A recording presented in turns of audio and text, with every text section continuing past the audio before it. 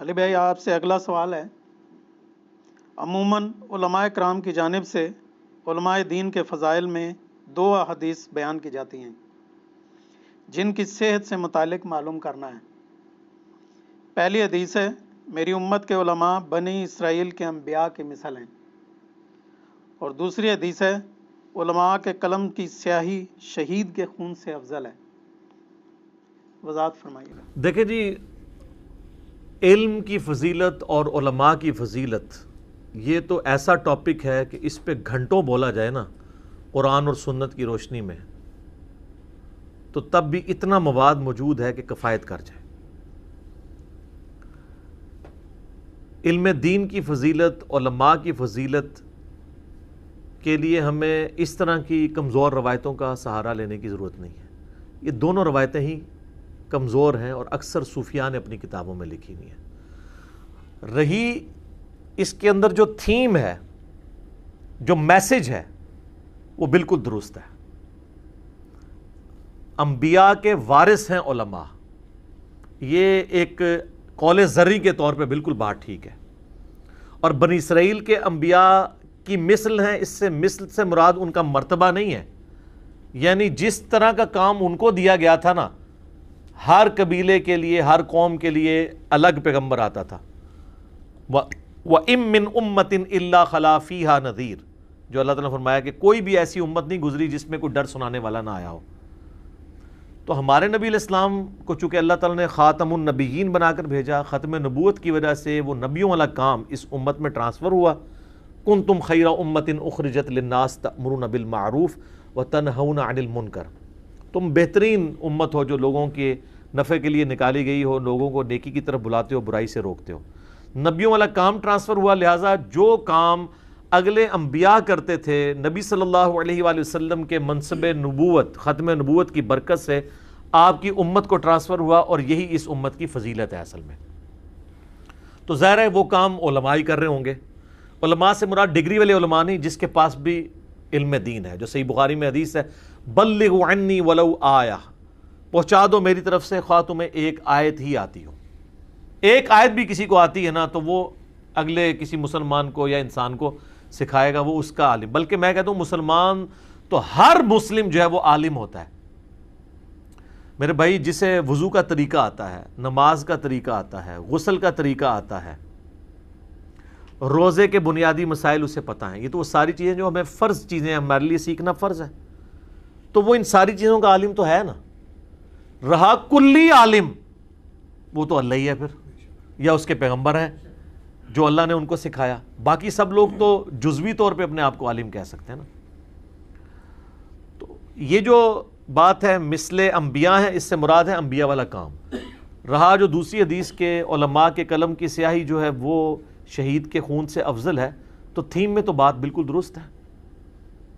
دیکھیں علماء نے جو محنتیں کیں اور انہوں نے دین امت تک ٹرانسفر کیا، مثلا امام بخاری، امام مسلم کی میں بات کرتا ہوں کہ جو جہاد کے فضائل ہیں کہ اللہ کی راہ میں جو مارا جائے اس کو کیا کیا فضیلتیں ملنی ہیں، یہ فضائل احادیث میں وارد ہوئے۔ ان احادیث کو امام بخاری، امام مسلم کی قلم کی سیاہی نے آگے ٹرانسفر کیا ہے نا۔ اب ان احادیث کو جو پڑھتا ہے اس کے دل میں جذبہ پیدا ہوتا ہے، یا اسی طریقے سے قرآن جن علماء کے ذریعے ٹرانسفر ہوا، قرآن کو پڑھ کے جہاد کی آیات، قتال کی آیات کی وجہ سے اللہ کی راہ میں جان دینے کا جذبہ انسان کے دل میں پیدا ہوتا ہے۔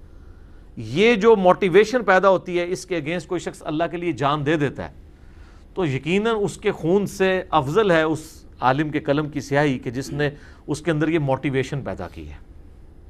تو اپنی تھیم کے اعتبار سے یہ بالکل درست ہے، لیکن خدا نہ خواستہ اس سے مراد آپ نے وہ علماء نہیں لینے جن کو آپ عام علماء سمجھے ہوئے ہیں، کہ جو آپ سے مال بٹور رہے ہیں، آپ کی عزت کا بھی سودا کر لیتے ہیں، الا ماشاء اللہ اچھے لوگ بھی موجود ہیں، لیکن چونکہ اکثریت علماء سو کی ہے۔ اب وہ ٹاپک دوسری طرف چلا جائے گا۔ میں نے کچھ عرصہ پہلے ہی ایک ویڈیو ریکارڈ کروائی ہے بلعم بن باعورہ کے اوپر، وہ جناب آپ دیکھ لیں، آپ یوٹیوب پہ جا کے بلعم بن باعورہ لکھیں نا تو میری ویڈیو کھل جائے گی، جس میں میں نے علماء کرام کے فضائل اور علماء کرائم یعنی مجرم علماء کے بارے میں جو وعیدیں آئی ہیں وہ ڈسکس کی ہیں. تو اپنی تھیم کے اعتبار سے بالکل بات درست ہے کہ انبیاء کے وارث ہیں اہل علم، اور یقیناً ان کے قلم کی سیاہی شہید کے خون سے افضل ہے، بشرطے کہ وہ وہی دین ٹرانسفر کریں جو اللہ نے اپنے پیغمبروں کے ذریعے انسانیت تک پہنچایا. اور اگر وہ اپنے بزرگ بابوں کی کتابیں، ان کے جعلی واقعات، ان کی جھوٹی باتیں، کہانیاں ٹرانسفر کرتے ہیں، تو یقیناً میں تو یہ کہوں گا کہ آج کے دور کے ایک عام ٹیچر کے قلم کی سیاہی جو ہے نا جی، اس کا بھی یہ یعنی مقام ہے کہ ایسے علماء کے چہرے پر نہیں ملنی چاہیے، کیونکہ وہ سیاہی ان علماء سے بہتر ہے، اس کو گندا نہیں کرنا چاہیے اگر اس طرح کے علماء سو ہیں. دنیا کے کتے، کیونکہ قرآن میں کتے کی مثال آئی ہے نا بلعام بن باورا کے لیے، علماء سو کے لیے، سورۃ الاعراف کی آیت نمبر 175 اور 176 کے اندر. تو وہ میرا کلپ دیکھ لیں.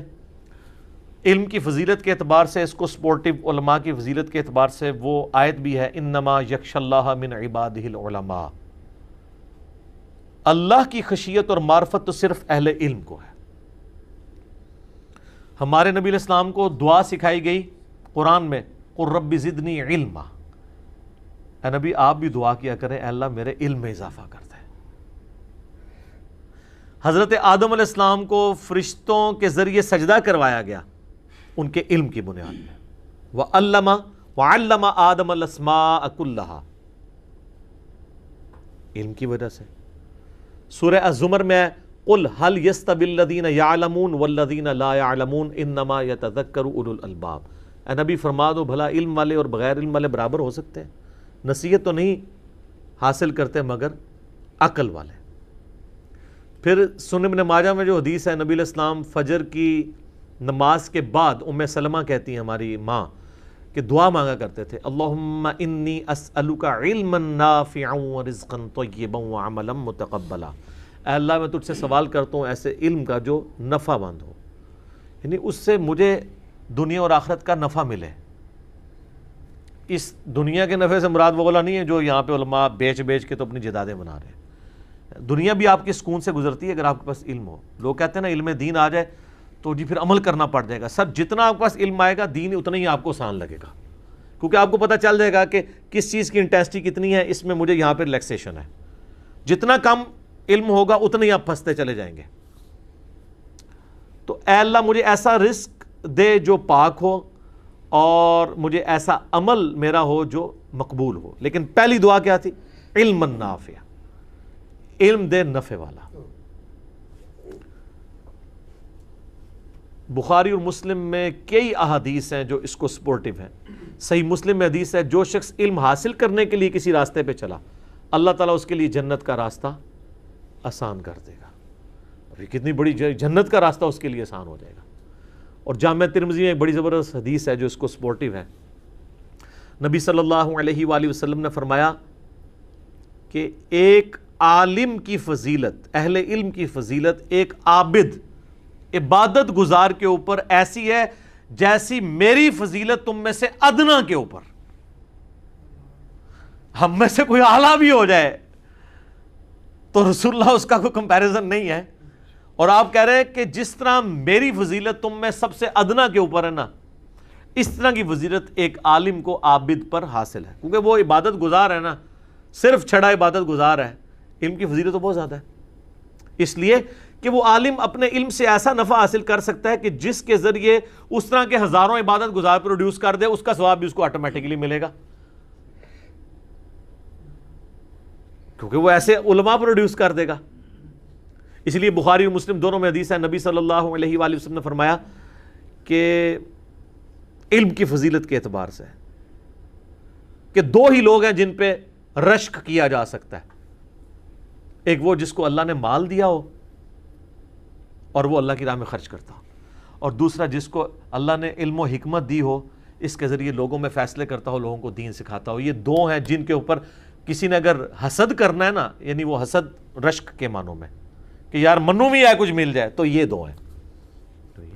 اچھا وہ ترمذی کی حدیث کی طرف واپس آئے. آپ نے فرمایا جس طرح میری فضیلت تمہارے ادنا کے اوپر ہے، ایک عالم کی فضیلت ایک عابد کے اوپر. پھر آپ نے فرمایا کہ ایک عالم کے لیے آسمانوں میں فرشتے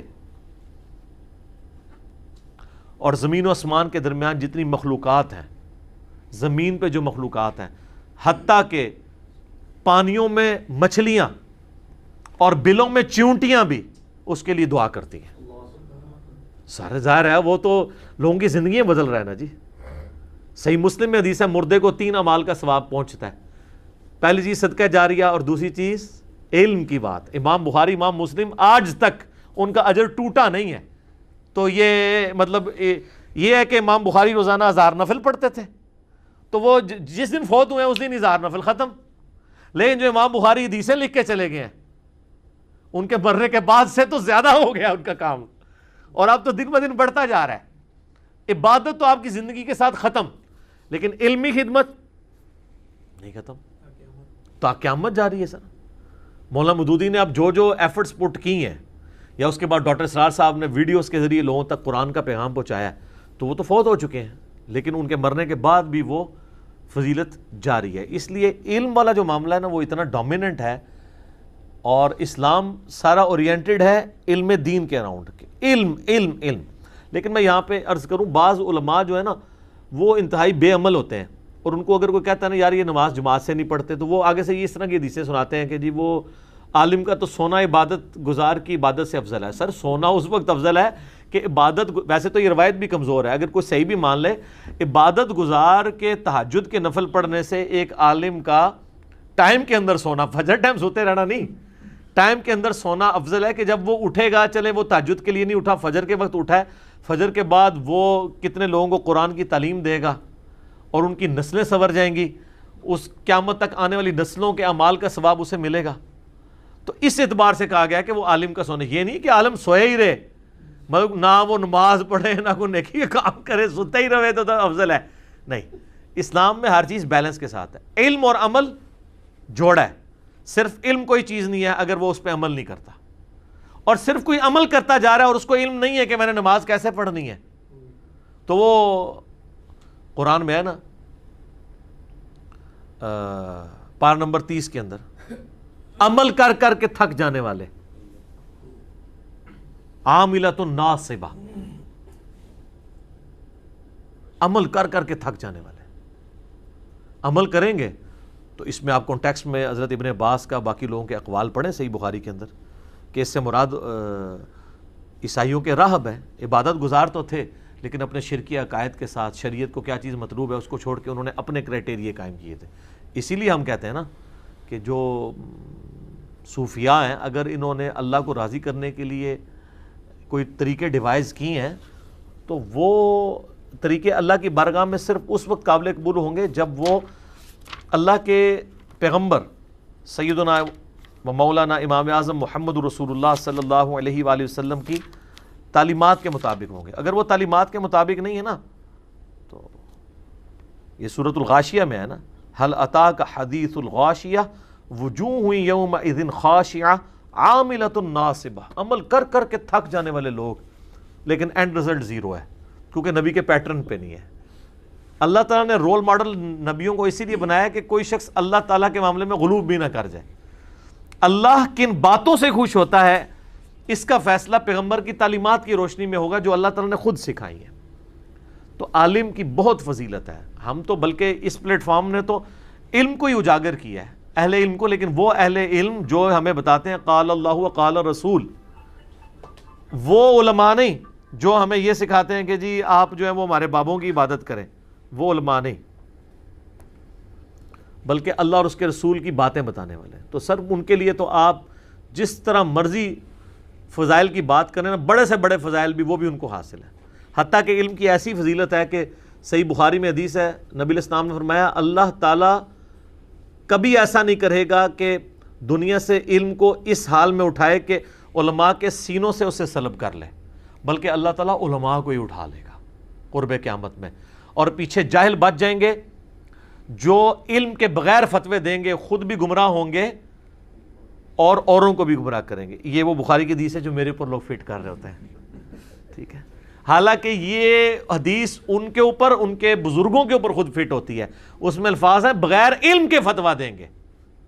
علم سے مراد یہ سمجھ رہے ہیں ہماری ڈگری، علم سے مراد یہ ہے جو کتاب و سنت میں لکھا ہوا ہے.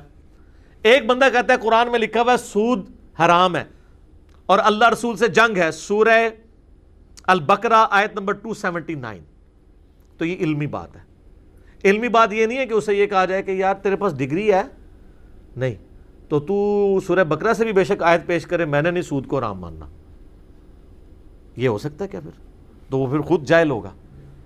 تو جو بندہ کہتا ہے بخاری میں لکھا ہے، مسلم میں لکھا ہوا ہے، تو وہ بیسیکلی آپ کو علم کے ساتھ جوڑ رہا ہے. تو وہ علم کے ساتھ فتویٰ دے رہا ہے. بغیر علم کے تو یہ لوگ فتوے دے رہے ہیں کہ جی میرے خیال میں، نہ کبھی کوئی آیت پڑھی نہ کوئی حدیث پڑھی، اور فتوے بھی جب دے رہے ہوتے ہیں تو وہ جی فتاوی العلمگیریہ میں لکھا ہوا ہے، جی رد المختار میں لکھا ہے، جی در مختار میں لکھا ہوا ہے، یہ حوالے دے رہے ہوتے ہیں. اس طرح کے علم کی اتنی اللہ کے نزدیک قدر ہے کہ اللہ تعالیٰ، علم وہ دولت ہے جو چھینتا نہیں کسی سے، بلکہ علماء کو زندہ، جو علماء تھے ان کو اللہ تعالیٰ جو ہے نا موت دے کے اپنے پاس بلا لے گا. کہ علم کی اتنی قدر ہے اللہ کے نزدیک کہ زندہ عالم کے سینے سے علم نہیں سلب کیا جائے گا. جب علم کو ختم کرنا ہوگا تو علماء کو موت دی جائے گی. تو وہ علماء وہ ہوں گے اہل علم جو واقعی کتاب و سنت سے آپ کو بات کر رہے ہوں گے. وہ علماء نہیں جو آپ کو بزرگ بابوں کی کہانیاں بتا رہے ہوں گے، جو بتا رہے ہوں گے آپ کو اطیعوا اللہ و اطیعوا الرسول، جو آپ کو اجماع امت کے مطابق بات کر رہے ہوں گے. ہاں جہاں کہیں پہ جدید فقہی احکام و مسائل ہیں وہاں پہ اجتہاد تو اسلام کا حصہ ہے. لیکن اگر آپ یہ سمجھیں کہ اجتہاد کی بنیاد پہ آپ نے کتاب اللہ، سنت اور اجماع کو ہی آپ نے فارغ کر دینا ہے، تو سر پھر عقیدہ تو میرے بھائی پھر نص قطعی سے ثابت ہونا چاہیے، اجتہاد سے نہیں. اب یہ عقیدہ لکھ دیا نا، المحنت کے اندر بھی لکھا ہے دیوبندیوں نے، اور بریلوی تو اسے ویسے ہی بیان کرتے ہیں کہ نبی علیہ السلام کی قبر مبارک اللہ تعالیٰ کے عرش سے، خانہ کعبہ سے، کرسی سے بھی افضل ہے. ہم جب کہتے ہیں یہ کہاں لکھا ہوا ہے تو وہ پہلا فتویٰ لگائیں گے گستاخی کا. بھئی گستاخی کہاں سے ہوئی؟ ہم تو رسول اللہ کو اشرف المخلوقات مانتے ہیں. نبی علیہ السلام کی خود مبارک جو آپ علیہ السلام کی پرسنالٹی ہے وہ مخلوق میں سب سے افضل ہے، اللہ کے عرش سے بھی افضل ہے. لیکن آپ کہہ رہے ہیں کہ نبی علیہ السلام کی قبر مبارک، وہ کہتے ہیں نہیں وہ جی اب یہ بھی ایک کہانی چل رہی ہے نا جی، جہاں انسان جس مٹی سے بنایا جاتا ہے نا وہیں پہ اس کی جا کے قبر بنتی ہے. تو وہ جو حضور علیہ السلام کے جسم کے ساتھ، ہم نے کہا کہ قبر کا وہ حصہ جو آپ کے جسم کے ساتھ ٹچ ہوا ہے، تو وہ وہی حصہ ہے جہاں سے خمیر اٹھا کے حضور علیہ السلام کا جسم مبارک بنایا گیا تھا. چلو جی پہلے تو آدھی کہانی تو آپ کی وہ نور والی ختم ہوئی نا، جو ہم کہتے ہیں نور ہدایت ہے، آپ کہتے ہیں نہیں وہ تو آپ تو اب مٹی اور خمیر کی بات کر رہے ہیں قبر مبارک سے، تو اپنے ہی گاٹے فٹ ہو رہی ہے. اچھا دوسری بات کہ مٹی اگر کوئی افضل تھی نا تو وہ تھی جس سے حضور علیہ السلام بن چکے ہیں. اب جو پیچھے بچ گئی ہے مٹی وہ تو پورا ریاض الجنہ ہے، اس میں تو ابو بکر عمر کی بھی قبریں ہیں. تو آپ یہ کہیں گے سیدنا ابو بکر عمر جو ہیں وہ عرش الہی سے افضل ہیں، اور یہ بات حضرت عمر کے سامنے نہیں آپ نے کرنی. حضرت ابو بکر سے لحاظ کر لیں گے، حضرت عمر نہیں کریں گے، کیونکہ یا تو حضور علیہ السلام کی مجلس میں ہوا تو وہ تو کہیں گے یا رسول اللہ اجازت دیں، تو اگر انہوں نے دور خلافت ہوتا ہے نا اجازت بھی نہیں کسی کو لینی سیدھا. یہ سب کہانیاں انہوں نے کرائی ہوئی ہیں. علم دین کی فضیلت ہے، کوئی شک نہیں ہے، عالم دین کی بھی فضیلت ہے، لیکن عالم نہ ہو، عالم کہتے ہیں دنیا کو، عالم علم والا، زبر اور زیر سے کتنا فرق ہے. اکثر عالم عالم پرست ہے، یعنی دنیا کے کتے بنے ہوئے ہیں، الا ماشاء اللہ. یہ کتے کا لفظ اس لیے استعمال کر رہے ہیں کیونکہ میرے اللہ کو یہ بڑا محبوب ہے علماء سو کے لیے، تو میرے پاس تو اس سے پیارا لفظ نہیں ہے نا. جس طرح وہ اس دن ہی بتا رہے تھے شعیب بھائی، وہاں پہ کہیں درس قرآن کسی نے دیا تو اس میں وہ گائے کا ذکر آ گیا. اب وہ پینڈو بندہ بیٹھا، اس کو کیا پتا کہ سورۃ البقرہ کا مطلب ہی گائے ہے، ٹھیک ہے. اب باہر نکل کے کوئی بات نہیں ہے تو وہ کہہ رہے ہیں دیکھو جی انہوں نے قرآن گاں کاٹ دیتی ہے، قرآن گاں کی تو آ گئی. تو انہوں نے کہا بھائی جی صبر کرو، آلے تے خنزیر بھی آنا جے قرآن چ، کھوتا بھی آنا جے تے جناب کتا بھی آنا جے تے مکڑی بھی آنی ہے تے مچھر اور مکی بھی آنا ہے. تو ظاہر ہے سورۃ العنکبوت مکڑی ہے نا، مثال موجود ہے نا. اور یہ کتے کی مثال سورۃ الاعراف میں علماء سو کے لیے، گدھے کی مثال علماء یہود کے لیے سورہ الجمعہ کے اندر. اچھا ہمارے لوگوں کے پاس علم بھی نہیں ہوتا اور کانفیڈنس بھی اپنے عروج پہ ہوتا ہے. یہ کتنی عجیب بات ہے جس سانو تو نہیں پتا، جس طرح اسی تے بچپن تو قرآن ترجمے نال ہی پڑھ رہے ہیں نا، سانو نہیں پتا تو ایگزسٹ ہی نہیں کرتا۔ سر جن کے پیچھے آپ لوگ لگے رہے ہیں انہوں نے کبھی نہیں قرآن و حدیث پڑھ کے دیکھا، نہ کھول کے دیکھا کہ کیا چیزیں۔ تو واللہ ہمیں علماء دین کی قدر ہے، علم کی قدر ہے، لیکن ان علماء دین کی جو لوگوں کو دین سکھائیں۔ میرے بارے میں اکثر یہ کہتے ہیں جی علماء سے لوگوں کو متنفر کرتا ہے، نہیں سر، یہ کام آپ خود کر رہے ہیں۔ اگر یہ کہتے ہیں نا کہ یہ علماء سے متنفر کرتا ہے، اگر کوئی دیوبندی آپ کو کہہ رہا ہے نا تو اس کو کہ نہیں میں علماء کی دل سے قدر کرتا ہوں، کل سے میں جو ہے نا وہ ڈاکٹر تعلق قادری صاحب کو فالو کروں گا، کیونکہ الیاس گھمن صاحب تو گمراہ ہیں، جو کہ وہ بریلوی دیوبندی، وہ کہے گا نہیں آپ ان کو فالو کریں، ڈاکٹر تعلق قادری گمراہ ہے۔ تو اس سے اگلی بات پوچھیں کہ آپ تو جاہل ہیں، آپ اتنے بڑے عالم کو گمراہ کہہ رہے ہیں، اس لیے کہ وہ ان کے فرقے کا نہیں ہے۔ تو یہ جو کہتے ہیں نا عالم یا بزرگوں کو فالو کریں، یہ غلط کہتے ہیں۔ ان کو کہنا چاہیے ہمارے عالم اور ہمارے بزرگوں کو، باقی سارے گمراہ ہیں۔ تو سر 99 قتل تے تسی بھی کیتے ہیں 99، اسی سینچری کر دیتی تو کیا ہو گیا؟ تو یہ تو خود کہہ رہے ہیں باقی علماء کے بارے میں۔ میں نے کبھی علماء سے متنفر نہیں کروایا، میں یہ کہتا ہوں کہ علماء کو فالو کریں، خواہ وہ کسی فرقے کا ہے، لیکن اگر وہ کتاب و سنت سے دلیل دے۔ اگر کتاب و سنت سے نہیں دیتا تو اس کو کہ بھائی اذا خاطبهم الجاہلون قالوا سلاما۔ ہمارا آپ کا کوئی سلسلہ نہیں ہے۔ میں نے آج تک کوئی ترجمہ لکھ کے آپ کے حوالے نہیں کیا قرآن بخاری مسلم کا۔ ہم نے ہمیشہ کہا بریلویوں کا ترجمہ پڑھو، دیوبندیوں کا پڑھ لو، اہل حدیث اہل حدیث کا پڑھ لو، شیعہ کا پڑھ لو، پڑھو صحیح، اور علماء سے ہی جا کے پوچھو، بلکہ پنجابی والا پوچھو انہوں کہ جو کچھ تم کہہ رہے ہو یہ کہاں پہ لکھا ہوا ہے۔ ہمارے ادھر ایک بزرگ بڑے ماشاءاللہ، وہ پوری زندگی دیوبندیت میں ان کی گزری، اور اتنے کٹر دیوبندی کے ان کی دکان کے ساتھ اہل حدیث کی مسجد تھی، تو وہ موٹر بائک پہ جا کے اپنے محلے کی مسجد میں جا کے نماز پڑھتے تھے، ان کے پیچھے نماز نہیں انہوں نے پڑھی، ٹھیک ہے، 20-25 سال اسی طرح ان کے گزر گئے۔ آہستہ آہستہ اللہ کے فضل سے ہمارے ساتھ اٹیچ ہوئے، انہوں نے کتابیں پڑھنی شروع کی۔ آپ کو مولوی ڈرتے ہوئے ان کے پاس نہیں بیٹھتا۔ چینج کیسے ہوئے؟ انہوں نے جب میری باتیں سنی نا تو میں نے ہمیشہ یہ کہا بھائی جس کے پیچھے بھی ادھر ہی رہو، میں نے کبھی نہیں کہا فلاں کے پیچھے جاؤ فلاں کے پیچھے، لیکن اس سے پوچھ لیا کہ وہ کہاں، وہاں پہ جمعہ پڑھا دیا ایک دیوبندی نے، اس نے کہا کہ جی اصحاب کہف کا کتا بھی جنت میں جائے گا، قرآن میں لکھا ہوا ہے۔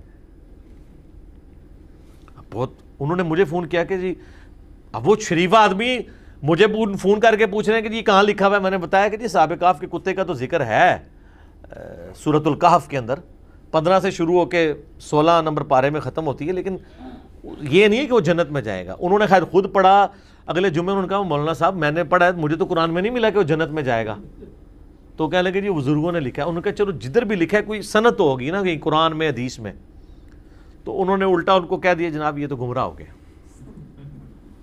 بلکہ پھر ان کو یہ بھی خطرہ پڑ جاتا ہے کہ ایسے لوگ باقیوں کو گمراہ نہ کریں۔